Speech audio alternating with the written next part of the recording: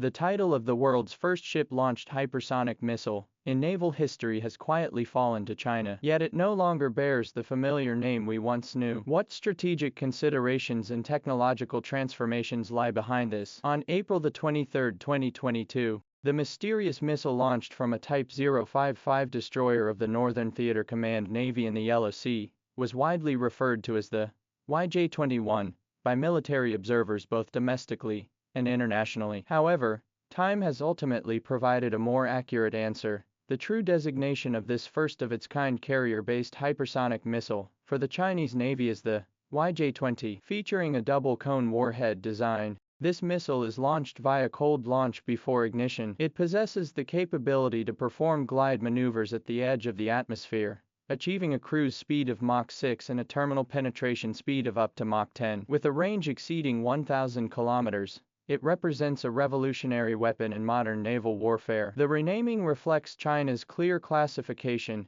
and strategic planning for its hypersonic weapons system. The ship-launched variant, previously referred to by most military enthusiasts and media as the YJ-21, is correctly designated as the YJ-20. The YJ-21, in contrast, is the air-launched hypersonic missile carried by the H-6K bomber. This distinction in naming underscores the maturity and sophistication of the People's Liberation Army's multi-platform launch technology, reflecting a more systematic approach to weapons system planning. Technologically, the YJ-20's dual-cone warhead generates compression shock waves during atmospheric re-entry, creating a compression lift effect. Combined with 4 trapezoidal aerodynamic wings beneath the warhead, this enables attitude control and glide maneuvers at the edge of the atmosphere. While this design follows a conventional ballistic missile trajectory during the initial phase, potentially vulnerable to mid-course intercept systems, and exhibits shorter glide distances with slightly reduced lateral maneuverability compared to the DF-17's wave-riding warhead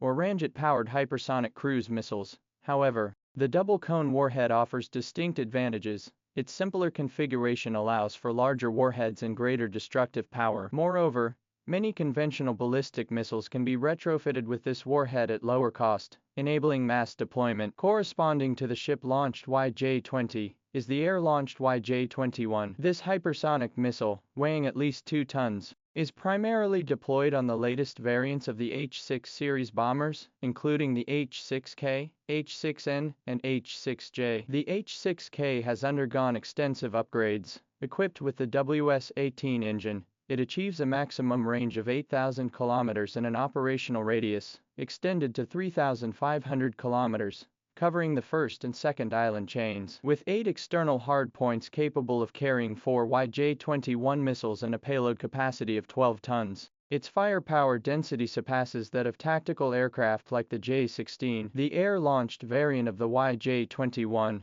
leveraging the H-6N's aerial refueling capability, boasts a minimum combat radius of 5,000 kilometers. Combined with the initial velocity boost from air launch, its range significantly exceeds the 1,000-kilometer capability of the ship-launched version, enabling strikes against high-value maritime targets over 6,500 kilometers away.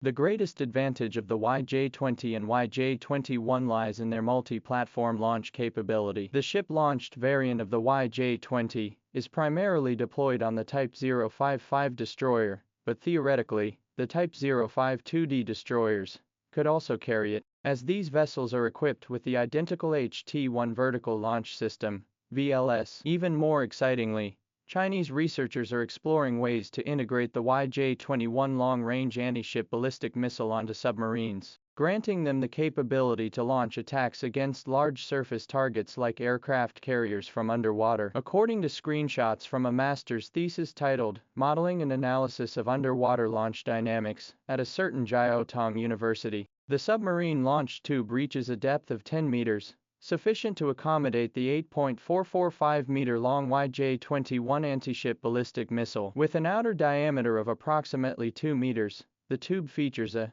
3 missiles per tube configuration. This implies that a submarine armed with YJ-21 missiles could carry 48 missiles across 16 tubes during anti-ship missions, delivering formidable anti-ship combat capabilities. Even an aircraft carrier strike group would struggle to effectively defend against an attack by 48 hypersonic missiles. According to a previous report by the official China's Strategic Support Force, account, the YJ-20, achieves speeds exceeding Mach 6 throughout its flight path, reaches a maximum speed of Mach 10 at its final shutdown point, and boasts a maximum range surpassing 1,000 kilometers. Combined with its atmospheric re-entry maneuvering capability, this missile holds an overwhelming advantage over anti-ship missiles currently deployed by other nations worldwide. The YJ-21's performance is equally impressive. The PLA Strategic Support Force announced on its official Weibo account that the YJ-21 boasts a maximum range of 1,500 kilometers,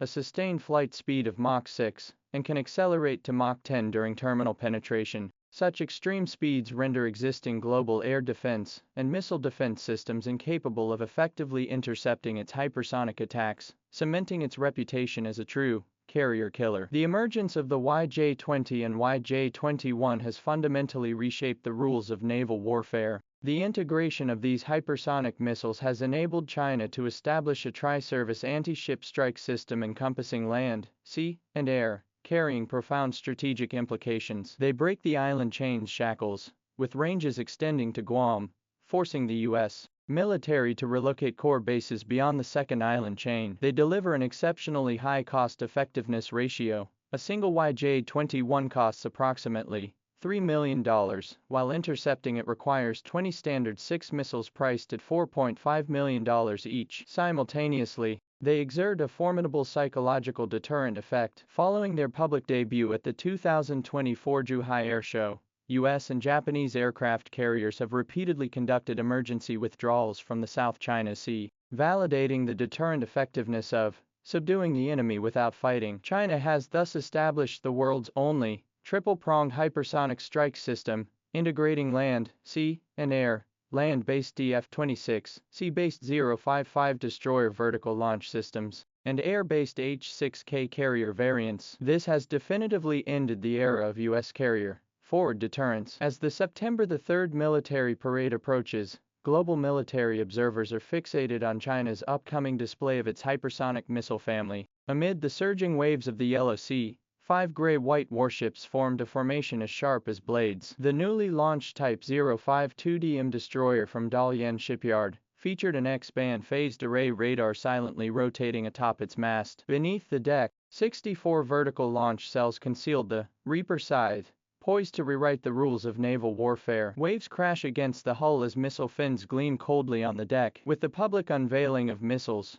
like the YJ-20 and YJ-21, a clearer picture of China's high-tech weapons system is emerging. This not only showcases the rapid advancement of China's military technology, but also signals profound shifts in the strategic landscape of the Western Pacific. B-1B bombers at Guam Base quietly altered their flight paths, while the Pentagon's newly revised Western Pacific Defense Manual completely removed the term aircraft carrier safety zone. All these developments silently narrate the strategic revolution brought by China's hypersonic missile family.